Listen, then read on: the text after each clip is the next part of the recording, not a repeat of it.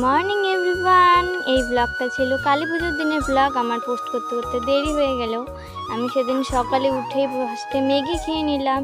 এরপর আমি সাজার জিনিস গুছিয়ে জামাগুলোও গুছিয়ে নিলাম।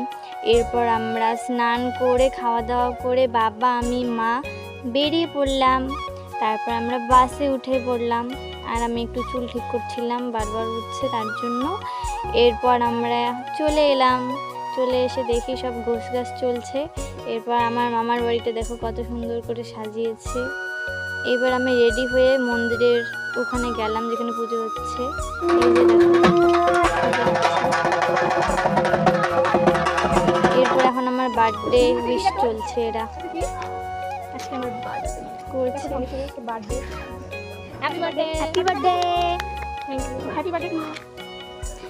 এরপর আমরা কুচবিহারে প্যান্ডেল দেখতে চলে গেলাম।